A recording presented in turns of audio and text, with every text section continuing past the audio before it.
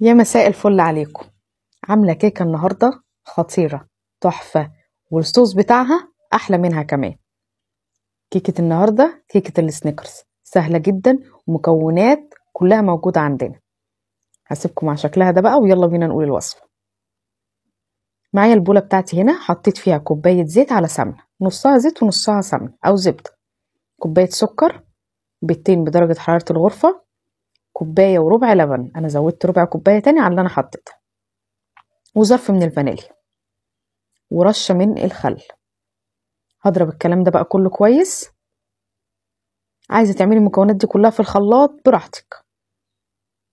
خلاص ضربتهم كويس جدا. هنزل بقى عليهم بالمكونات الجافة بتاعتي، 3 كوبايات من الدقيق. ادي الكوباية الاولى والتانية والتالتة بقى تكون ناقصة معلقة، المعلقة دي هحط معلقة كاكاو خام، وظرف من الكيك شيف او معلقة كبيرة من البيكنج باودر. وما ننساش رشة الملح. انا حطيت رشة الملح اهو. هقلب بس المكونات كده عشان المضرب ما بيهدليش الدنيا.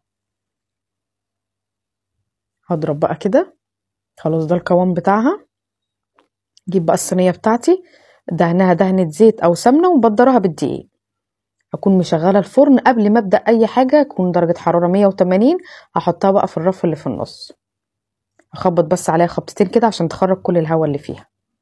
ادخلها ويلا بينا بقى نعمل الصوص بتاع الكراميل. كوباية سكر هحطها على نار هادية لحد ما السكر يكرمل معايا، مش هقلبه ولا اي حاجة لحد ما يوصل للكرملة ويسيح معايا خالص اهو شايفين.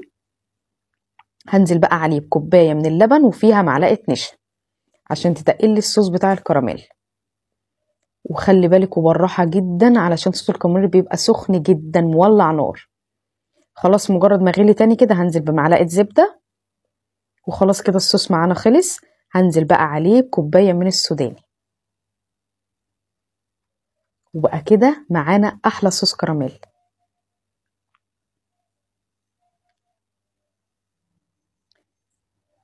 اهو شايفين بقى قوامه تقل شوية، وكل ما بيقعد اكتر كل ما بيتقل تاني. خلاص الكيكة بتاعتي طلعت، اختبرتها طلعت كويسة ما شاء الله، هشة وحلوة جدا. وهنا صوص الكراميل فضيه في طبق كده عشان يبرد. يا دوبك الكيكة تهدى معايا هحطها في طبق التقديم بتاعي، وهنزل بقى عليها بالصوص الخطير. اهو شايفين تقل ازاي. اهو اوزع بقى السوداني وريحته خطيرة يا جماعة، خطير. اوزعه بقى كده بالراحة، ادخلها التلاجة تسقع شوية.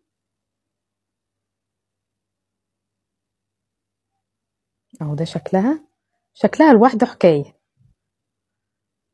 اهو هنا بقى خرجتها من التلاجة. هقطع بقى معاكم ونقدمها جنب كوباية بقى ايس شوكليت. دلوقتي الجو ده بيبقى حلو جدا في الهوت شوكليت او ايس شوكليت او كوباية قهوة اللي يريحكم. وده كان شكلها معايا، واتمنى تجربوها. كيكة حلوة وخطيرة جدا، ولايك وشير لو عجبك الفيديو. باي باي.